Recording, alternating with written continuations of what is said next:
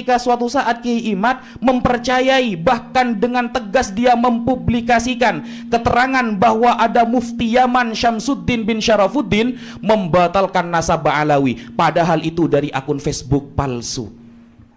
Assalamualaikum warahmatullahi wabarakatuh. Pada kesempatan yang sangat berbahagia ini kita akan menyimak sebuah video di mana dalam video tersebut Imad mengatakan Habib Hanif tidak bisa menjawab satu pun 12 pertanyaan daripada tesis Imad. Lantas bagaimana tanggapan Gus Wafi dan bantahannya? Langsung saja kita simak videonya.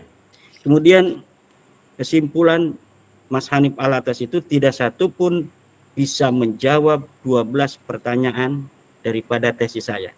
Tentang disebut tesis saja sudah gak bisa.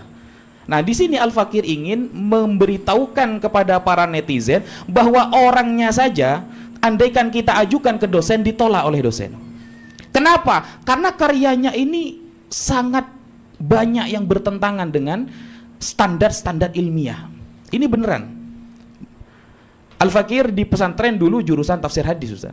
Sejauh Al-Fakir mempelajari jarhu wa ta'dil, sejauh Al-Fakir mempelajari ilmu hadis dan macam-macamnya, padahal kalau kita lihat ilmu hadis itu lebih tinggi daripada ilmu nasab, jauh. Ma baina sama'i wa sumur. Nah, ilmu hadis saja dari 5 syarat hadis sahih tidak ada yang nanya manuskrip. Yang ditanyakan apa? Kredibilitas orangnya. Jadi sebelum kita menerima sebuah riwayat, orangnya dulu yang dilihat.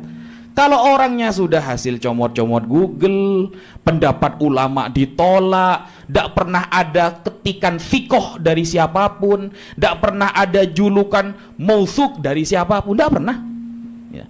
Lalu menolak para ulama yang sudah tingkat muhakkik mazhab Syafi'i, Al-Imam Ibnu Hajar Al-Haytami. Kalau di dalam Basul Masail kita dengar kalimat Ibnu Hajar kita gemeter, Pak. Langsung taslim kalau kita. Jadi kalau Imam Ibnu Hajar saja ditolak berarti Hajar beneran dia, Pak. Ya. Seperti itu kira-kira. Nah, ketika orang ini kredibilitasnya sudah tidak bisa dipercaya, maka tidak usah baca karyanya, percuma.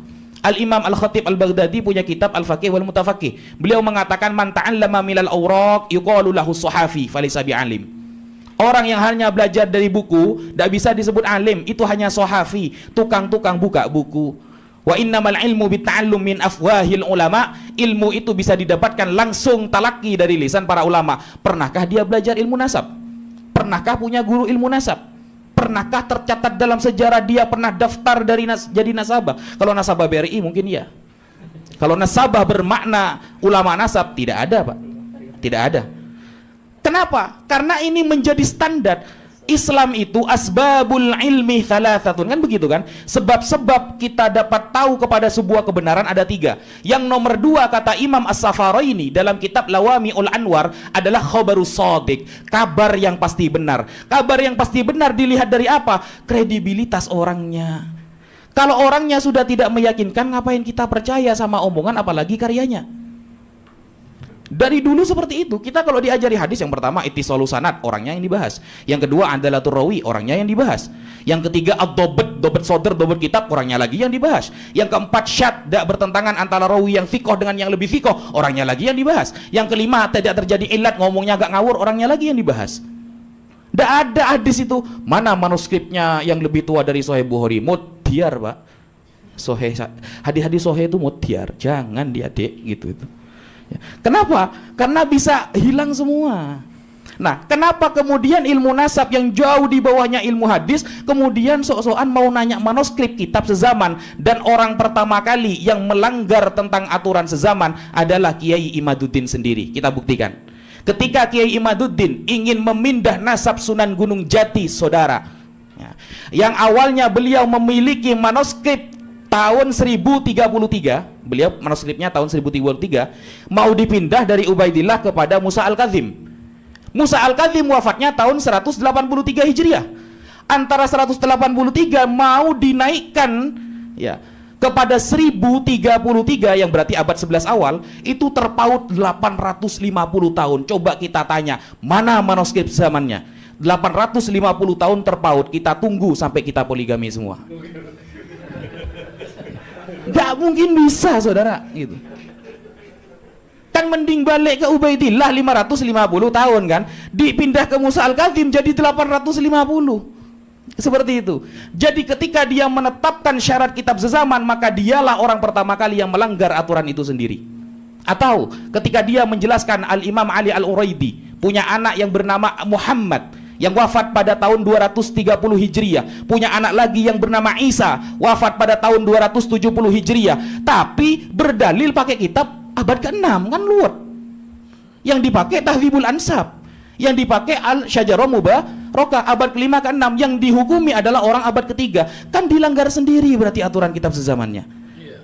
Ini namanya blunder, standar janda, saudara. Ya. Ya.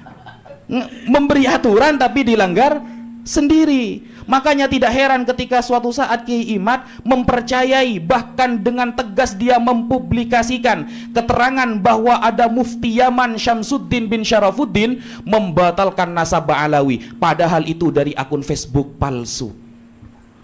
Secepat kilat dia langsung membatalkan. Coba ketika ada Imamul Yaman yang resmi menyatakan nasab Ba'alawi sahih, oh dipikir dulu. Bahkan dia memberikan standar janda kepada pentahqiq Ba'alawi. Saya kasih contoh. Dia mengatakan kalau ada kitab ditahqiq oleh kalangan Ba'alawi, maka perlu dicurigai, kata dia. Nah, suatu saat dia itu tidak mau sama kitab Tuhfatuz Zaman yang ditahqiq oleh Al-Habib Abdullah Al-Habashi, padahal beliau terkenal muhaqqiq yang terkenal di daerah Yaman. Nah, ketika Habib Abdullah bin Al-Habashi ini, Habib Abdullah Al-Habashi mengkritik Habib Salim bin Jindan, dipakai sama dia. Ini kan apa ini namanya? Ketika keuntungan itu ada pada dia, dia terima, tapi ketika tidak ada keuntungan dia tolak. Nah, kemudian istilah Abdullah dan Ubaidullah yang katanya dia dua orang, saya teringat ketika diskusi dengan teman-teman ya, lintas agama. Biasanya teman-teman Kristen rata-rata mengatakan Yesus dan Nabi Isa itu beda orang. Beda orang. Padahal kalau kita lihat dalam penelitian para pakar dari kalangan kekristenan, ya satu orang. Buktinya ada gereja namanya Isa Al-Masih. Itu perspektif ya. Dalam pakar itu mengatakan sama. Nah, ini Abdullah sama Ubaidillah beda orang katanya. Padahal itu sebenarnya sudah sering terjadi di dalam kitab-kitab nasab. Contoh Tahdzibul Ansab, Asy-Syajarah Al-Mubarakah menulis Abdullah bin Ahmad Al-Karkuroh atau Kirkuroh, daerah Irak kalau kata Gus Rumel. Irak itu selatannya Condet, Pak. Nah, itu tertulis Ubaidullah di dalam Tahdzibul Ansab, orangnya sama itu. Ya. Atau Abdullah bin Husain Asy-Syajari tertulis di dalam Syajarah Mubarakah. Di Tahdzibul Ansab tertulis Ubaidullah bin Husain Asy-Syajari, sama saja itu. Itu dipermasalahkan, bayangkan sekecil itu menjadi masalah. Nah, apalagi ketika penyebutan manuskrip tadi ya, as-suluk berjarak, berlompat. Oh, ini berarti tidak kredibel. Berarti Abdullah yang ada di dalam as-suluk bukan Abdullah, adalah keturunannya Ba'alawi. Hanya gara-gara penyebutannya loncat. Padahal penyebutan loncat-loncat itu sudah sering terjadi. Bahkan sejak zamannya Nabi Isa, Pak. Kalau kita buka di dalam Matius 1 ayat 11 Perjanjian Baru, ketika Nabi Isa disebutkan silsilahnya, itu antara bapak langsung ke kakek gitu. Maksudnya hal seperti itu biasa gitu loh. Gak perlu diperdebatkan, guys, gitu. Nah, tapi kok jadi masalah kepada orang ini, berarti orangnya yang bermasalah, bukan manuskripnya. Dan buktinya, ini saya kasih contoh ini ya. Ini sebenarnya ini perkara yang biasa terjadi sebenarnya. Nah, dia ketika memahami manuskrip Al-Janadi, gara-gara diloncat-loncat, dia itu langsung mengatakan palsu. Berarti bukan Abdullah keturunan Ba'alawi. Padahal pada tanggal 3 September 2023 yang diadakan pertemuan di rumahnya Kiai Haji Rohimuddin Nawawi, di sana saat itu Kiai Imad dengan teman-temannya ingin menyambungkan nasab Wali Songo kepada Musa Al-Kadzim. Dan saat itu ada 11 manuskrip yang mereka gunakan. Nah, ketika menggunakan manuskrip yang 11 ini, ternyata ada satupun manuskrip yang disebut secara urut. Bahkan manuskrip Bangkalan pada tahun 1624 Masehi atau 1033 Hijriah. Di sana ketika disebutkan Sunan Bonang anak dari Sunan Ampel, dan Sunan Ampel dengan Sunan Gunung Jati satu kakek bertemu kepada Syekh Jumadil Kubro, dan di sana penyebutan ayahnya loncat-loncat juga. Langsung ditetapkan, oh berdasarkan manuskrip ini berarti Wali Songo ke Musa Al-Kadzim. Giran Ba'alawi dibatalkan itu. Kan keren. Ini namanya standar janda, seperti itu. Nah, sahabatku yang dimuliakan oleh Allah Subhanahu wa taala, mungkin cukup sekian videonya, semoga bermanfaat dan berkah. Assalamualaikum warahmatullahi wabarakatuh.